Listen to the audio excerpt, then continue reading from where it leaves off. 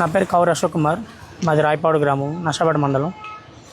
నేను ఇప్పుడు కలెక్టర్ గారి దగ్గర నషాపేట కలెక్టర్ ఆఫీస్లో ఉన్నాను. ఎందుకనగా ఇక్కడ పల్నాడు జిల్లాలో ఎక్కువగా చేపల చెరువులు ఉన్నాయి. దానికి దానాగా మామూలుగా అయితే అంతకుముందు నాకు తెలిసి మా ఫాదర్ వాళ్ళు చేసేటప్పుడు దానానో లేదా తౌడు వేసేవాళ్ళు. ఇప్పుడు ఎక్కువగా చికెన్ వేస్ట్ వ్యర్థాలు తీసుకొచ్చి అందరు కలుపుతున్నారు. అది ఎన్నో రకాలుగా మేము చూసాము, పట్టుకున్నాము, అన్ని రకాలుగా వద్దని వాదించాం బండి వాళ్ళని. కానీ వాళ్ళు వినకుండా మా మీద దాడి చేసి కూడా అలా కలుపుతున్నారు. ఇది ఒకసారి మేము చేపల చెరువుల అధికారులకి వివరించాము, చెప్పాము. మేము బండ్లు పట్టుకుంది వాళ్ళకి ఫోన్ చేశాము. అయినా వాళ్ళు వచ్చి సరే వాళ్ళ మీద కఠిన చర్యలు తీసుకుంటామని చెప్పినా సరే వాళ్ళు ఏం తీసుకోలేదు. తీసుకోకపోగా వాళ్ళ దగ్గర కమిషన్ తీసుకున్నారని కూడా తెలిసింది మాకు చాలా విధాలుగా.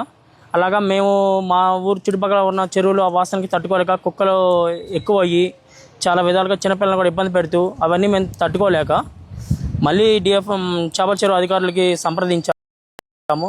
మా ఊరు గ్రామ పంచాయతీ అధికారులు సంప్రదించాము. అన్ని విధాలుగా చెప్పాము. వాళ్ళకి చెప్పినా వాళ్ళు మేము చర్యలు తీసుకుంటామని అన్నారు, కానీ ఎలాంటి చర్యలు తీసుకోలేదు. తీసుకోకపోగా మేము పట్టించాము, దగ్గరుండి మేము పట్టించిన పనులు వాళ్ళకి అప్పగిచ్చి మీరు కఠిన చర్యలు తీసుకోండి అంటే వాళ్ళు మేము తీసుకుంటాం మా ముందు చెప్పి వాళ్ళ దగ్గర లంచంగా ధన రూపాన వాళ్ళు తీసుకున్న డబ్బులు తీసుకున్నారు. అది కూడా మాకు తెలిసింది. ప్రూఫ్స్ కూడా మా కాడ ఉన్నాయి.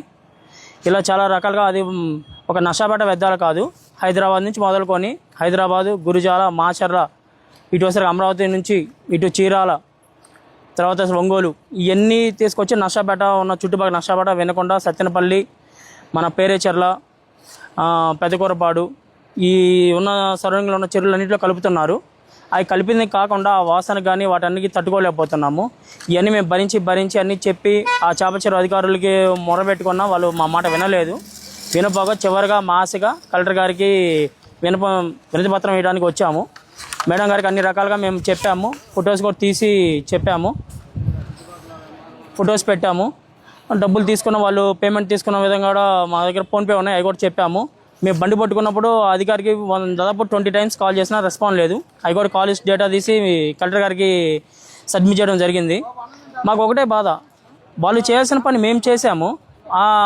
ఇది మన చుట్టుపక్కల పరిస్థితులు, ప్రభావాలు, మన రెస్పాన్సిబిలిటీని మేము తీసుకున్నాము. ఆ అధికారిని బండి పట్టించి మేము ఇదిగో తీసుకోయా కఠిన చర్య తీసుకోమంటే మా ముందే మీకేదో మేము తీసుకున్నామని వాళ్ళతో బేరమాడి, చెరువులతో బేరమాడి వాళ్ళ దగ్గర డబ్బులు తీసుకుంటున్నారు. మీరు కానీ మేము చూసుకుంటామని చెప్తున్నారు. ఇది ఎంతవరకు కరెక్ట్ అనేది, వాళ్ళు చేసిన పని మేము చేసినా మేము బాధ్యతగా తీసుకొని వాళ్ళకి అప్పగిస్తే వాళ్ళు ధన రూపాన దాన్ని వసూలు క్యాష్ చేసుకుంటున్నారు. ఇది ఎంతవరకు ఇది. అందుకని ఇవన్నీ మేము కలెక్టర్ గారికి వివరంగా రాసి వినతి పత్రం అందజేశాము. ఇప్పుడైనా మార్పు చెందాలని మన నషాపేట చుట్టుపక్కల ఏరియాలు వినకొండ కానీ సత్తెనపల్లి చుట్టుపక్కల చెరువులన్నింటిలో తౌడు దానా వేసుకోమని తప్పలేదు, అది పెంచడం తప్పు కాదు. ఇలా చికెన్ వేస్ట్ అనేది వేయకుండా కఠినమైన చర్యలు తీసుకోవాలని కోరుచున్నాము.